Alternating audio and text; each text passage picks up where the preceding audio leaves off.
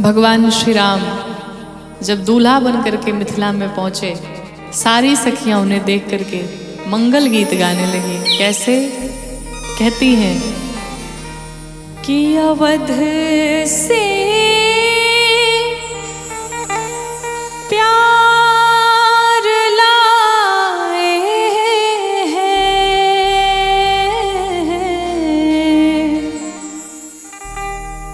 अवध से प्यार लाए हैं, जनक के द्वार आए हैं। बोली चारों दुल्हा सरकार की जय।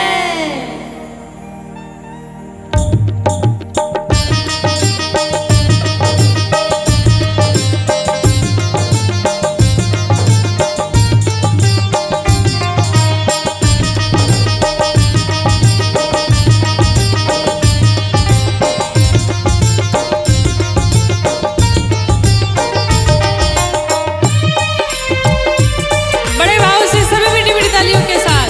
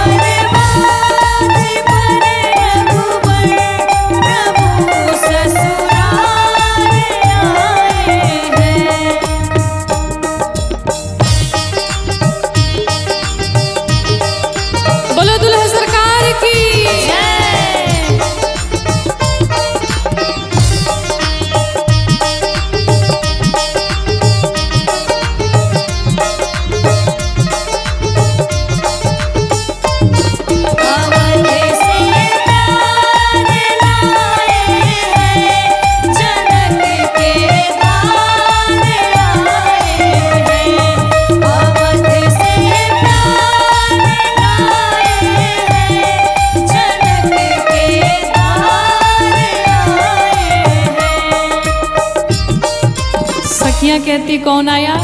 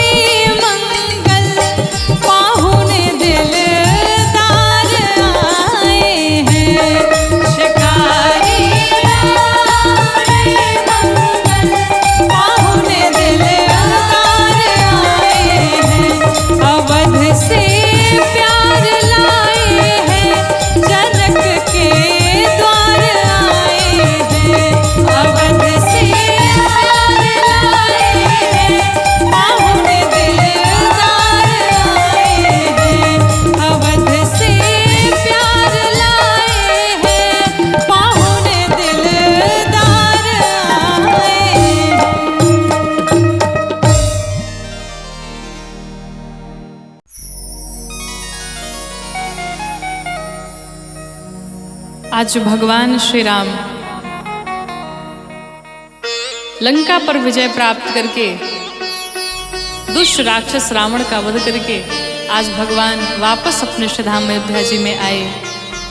भगवान के आने की खुशी में पूरी अयोध्या दुल्हन की तरह सजाई गई है, दुल्हन की तरह श्रृंगार हुआ है। चारों तरफ लड़ियां मड़ियां फुलझड़ियां लगाई जा रही हैं, फूलों से सजा हुआ है भगवान का दरबार। आज पूरी अयोध्या खुशियां मना रही है, दिवाली मना रही है। आइए हम सभी मिलकर के भगवान के लिए मंगल गीत गाते हैं। कि जली है ज्योति जगमग अवध नगर में। सभी मिलके बड़े भाव से गाएंगे कि जली है ज्योति जगमग अवध नगर में, जली है ज्योत जगमग अवध नगर में, जली है ज्योत जगमग अवध नगर में, जली है ज्योत जगमग अवध नगर में, अवध नगर में, हाँ अवध नगर में, अवध नगर में, हाँ अवध नगर में, अवध नगर में, हाँ अवध नगर में, अवध नगर में, हाँ अवध नगर में, जली है ज्योत जगमग अवध नगर में, जली है ज्योत जगमग अवध नगर में, जली है ज्योत जगमग अवध नगर में। बड़े भाव से बोले रामचंद्र भगवान की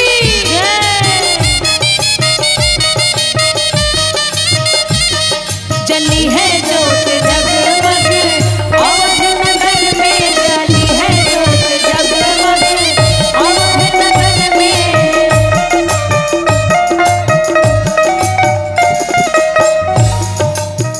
कनक भवन मणि दीप के माला, दीप के माला, दीप के माला, आज पधारे हैं कौशल्य लाला, कौशल्य लाला, कौशल्य लाला, कनक भवन मणि दीप के माला, आज पधारे हैं कौशल्य लाला।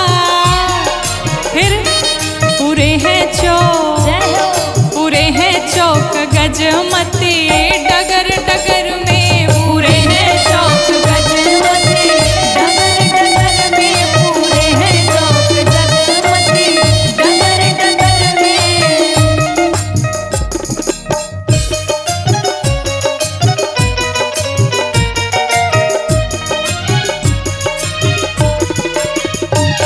जली है ज्योत जगमग अवध नगर में, जली है ज्योत जगमग अवध नगर में। राहों में पुष्पों की लड़ियां फुलझड़ियां लगी हुई हैं, फूलों से पूरा दरबार सजा हुआ है। सखियां मंगल गीत गाती हैं, सारे अयोध्यावासी मंगल गीत गाते कहते हैं पथ में सुवासित कुसुमित कलियां, कुसुमित कलियां, कुसुमित कलियां, कदली कलश है गलियां गलियां, गलियां गलियां, गलियां गलियां, पथ में सुवासित कुसुमित कलियां, कदली कलश है गलियां गलियां। और लोगों के नेत्र प्रेमाश्रुओं से भरे हुए, खुशियों के आंसू लोगों के आंखों से निकल रहे हैं। गाते हैं भरे हैं दृग, जय हो।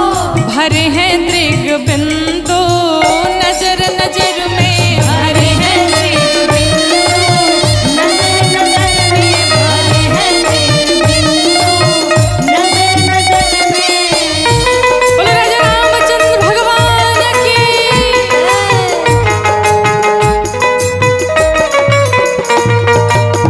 बधाई हो।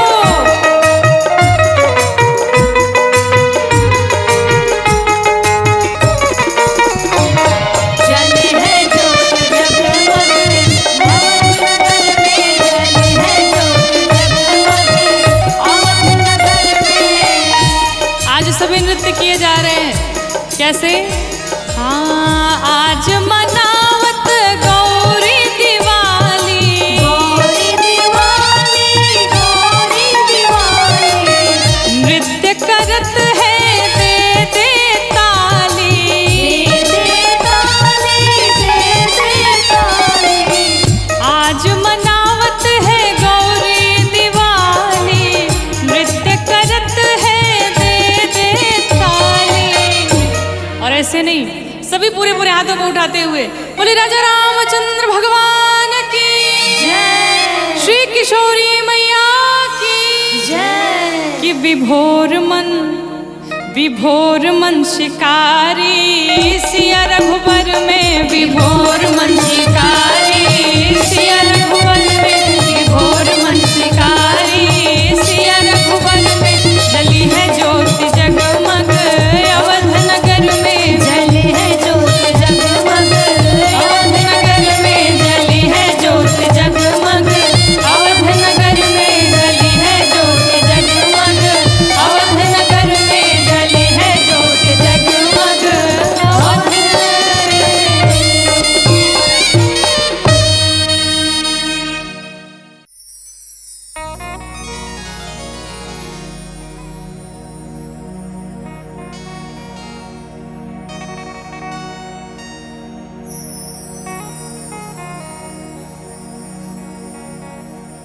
भगवान कृष्ण का अवतार हुआ।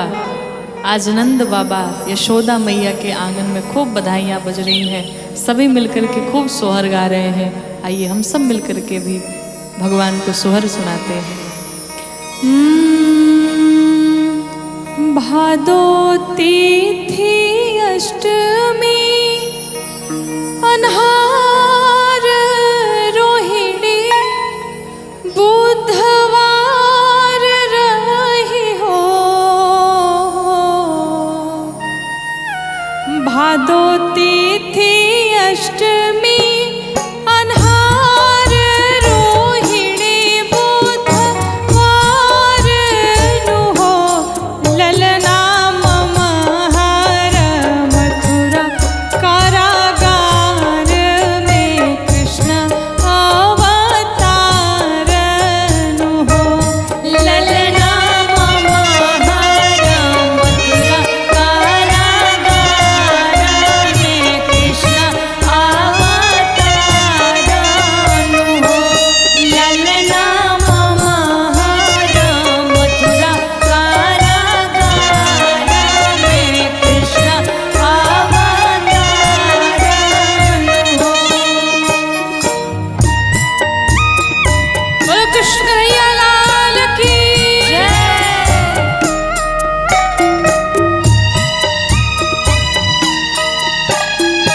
बधाई हो। ललना ममहार मथुरा कारागार में कृष्ण अवतार नु हो। ललना ममहार मथुरा कारागार में कृष्ण अवतार नु हो।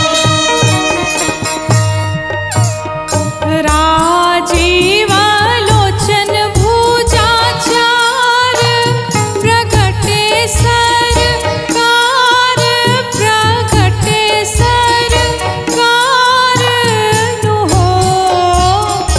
राजीवालोचन भुजाचार प्रगट सरकार प्रगट सरकार नु हो। ललना कौस्तुभ मणि गले हार सौरी उजियार नु हो। ललना कौस्तुभ मणि गले हार सौरी उजियार नु हो। ललना कौस्तुभ मणि गले हार सौरी उजियार नु हो।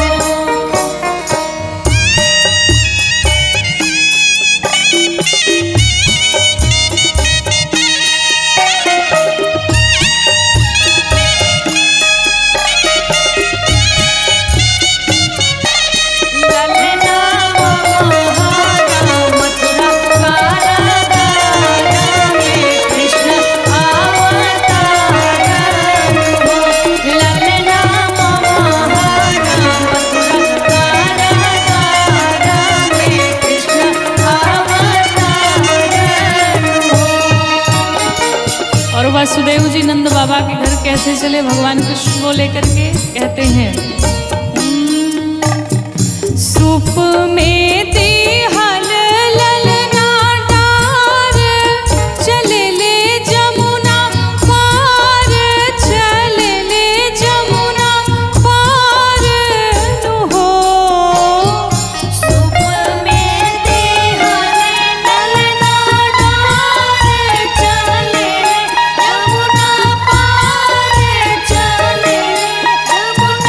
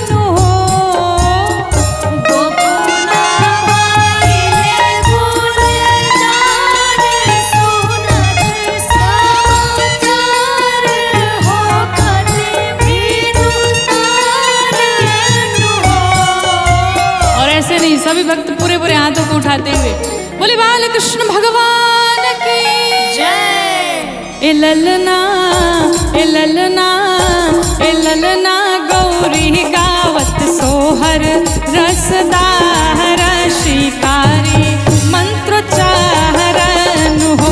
ए ललना गौरी गावत सोहर रसदार शिकारी मंत्रोच्चारण हो। ए ललना गौरी गावत सोहर रसदार शिकारी मंत्रोच्चारण हो। ए ललना गौरी गावत सोहर रसदार शिकारी मंत्रोच्चारण हो।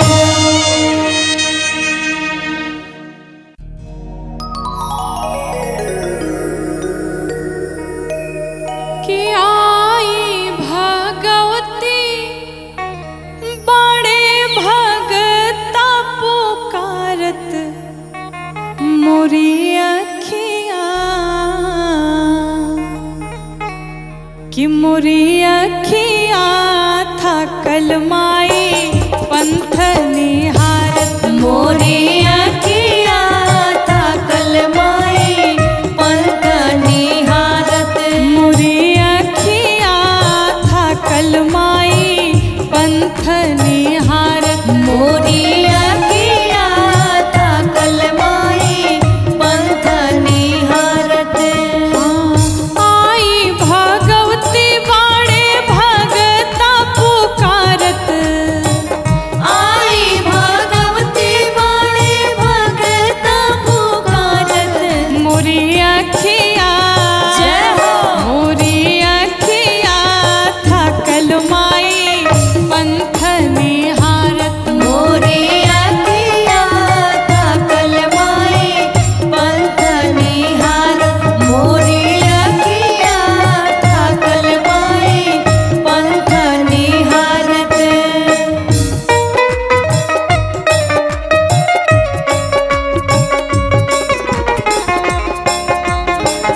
बोलो साची दरबार की।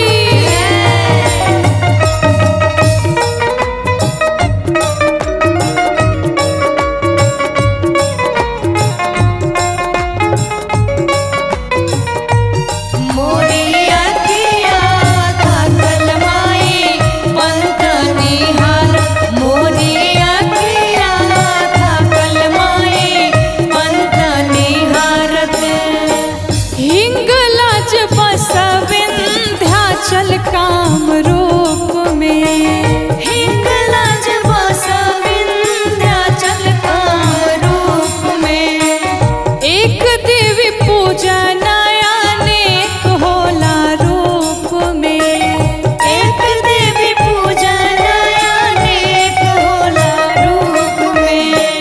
हिंगलाज बस विंध्याचल काम रूप में। एक देवी पूजन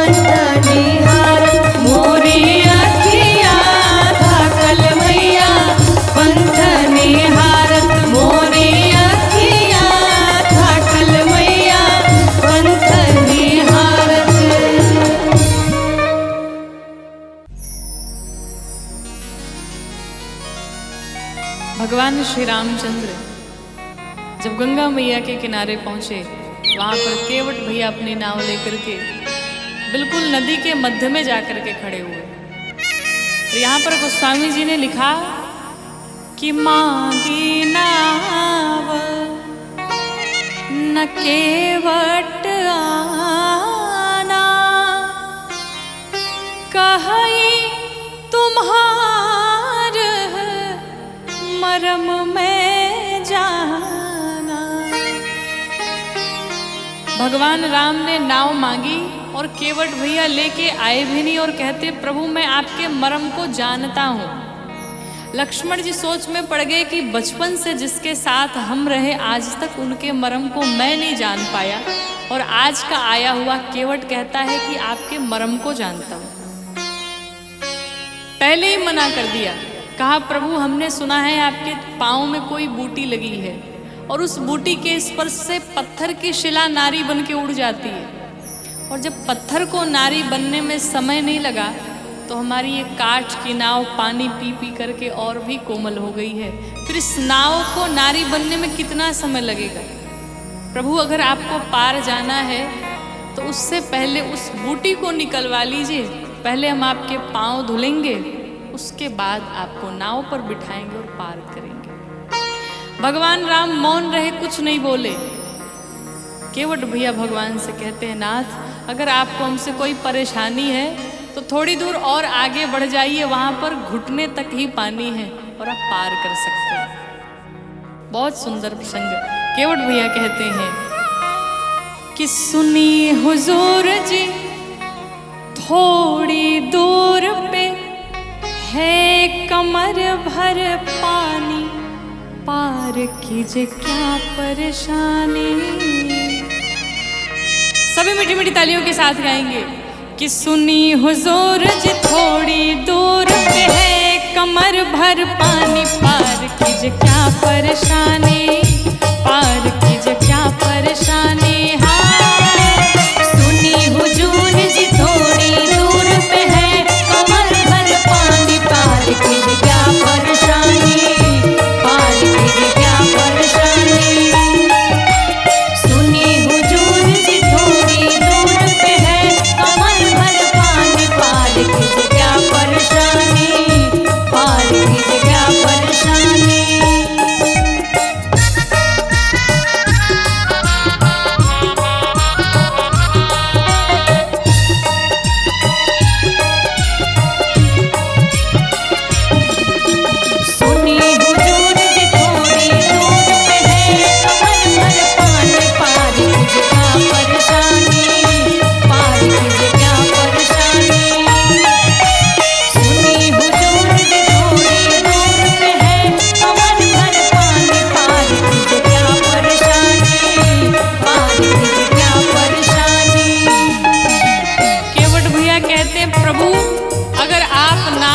बैठे और कहीं गौतम ऋषि की पत्नी अहिल्या जी की स्थिति अगर हो गई और हमारी नाव भी एक स्त्री बनकर के उड़ गई तो फिर मैं क्या करूँगा? मैं तो बेरोजगार हो जाऊँगा और मैं बड़ा गरीब आदमी, यही हमारा एक रोजगार है। इसी नाव को चला करके मैं अपने बाल बच्चों का भरण पोषण करता हूँ। कहते हैं हाँ मुनि जी के घर में मेरी तरनी बनेगी सरकार जी, हाय हाय मुनि जी के घर में मेरी तरनी बनेगी सरकार जी, मेरे गरीब की छिन जाए रोजी रोजगार जी, हाय हाय मेरे गरीब की छिन जाए रोजी रोजगार जी।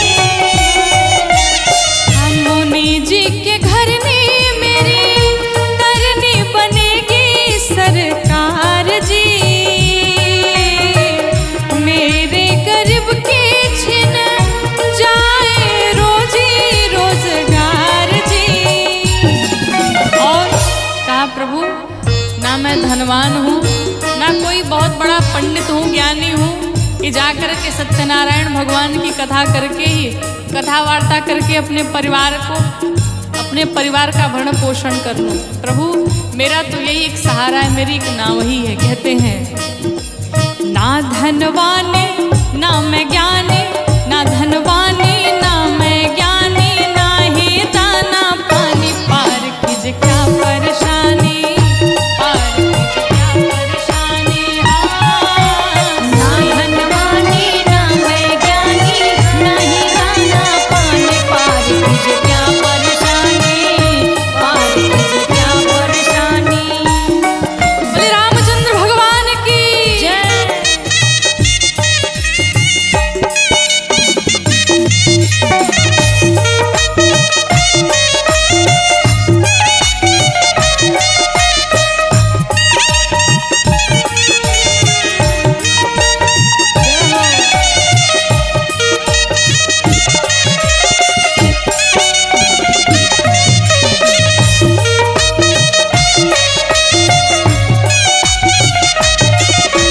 सुनी हुजूर जी थोड़ी दूर पे है, कमर भर पानी, पार कीजिए क्या परेशानी, पार कीजिए क्या परेशानी। सुनी हुजूर जी थोड़ी दूर पे है, कमर भर पानी, पार कीजिए क्या परेशानी, पार कीजिए क्या परेशानी। कहानाथ मेरे घर में हमारे छोटे छोटे बच्चे हैं, और अगर कहीं ये नाव उड़ गई तो उन बच्चों को मैं पाल पोस करके पढ़ा लिखा करके बड़ा कैसे करूँगा। हे नाथ अगर आपको पार जाना है तो मेरी छोटी सी शर्त है, आप अपने पाँव पखरवाने दीजिए और तत्पश्चात आपको नाव में बिठाऊंगा और पार करूँगा। कहते हैं छोटे छोटे बाल बच्चे पालूंगा कैसे परिवार जी, है छोटे छोटे बाल बच्चे पालूंगा कैसे परिवार जी, चरण कमल को धोए बिन ना उतरी है पार जी, है चरण कमल को धोए बिन ना उतरी है पार जी, छोटे छोटे बाल बच्चे कैसे पालूंगा परिवार जी, है चरण कमल को धोए बिना ना उतरी है पार जी। नाथ जब तक आपके पाँव नहीं पखारूंगा तब तक पार नहीं करूंगा। तट पर केवट बोले अटपट, तट पर केवट बोले अटपट, प्रेम में शानी पानी, पार कीजिए क्या परेशानी, पार कीजिए क्या परेशानी। तट पर केवट बोले अटपट, प्रेम में सानी पानी, पार कीजिए क्या परेशानी, पार कीजिए क्या परेशानी।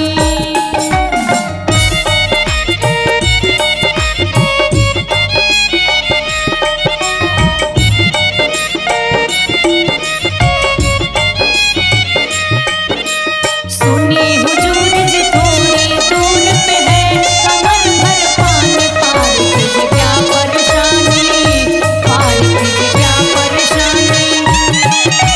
सुनी हुजूर जी थोड़ी दूर पे है, कमर भर पानी, पार कीजिए क्या परेशानी, पार कीजिए क्या परेशानी।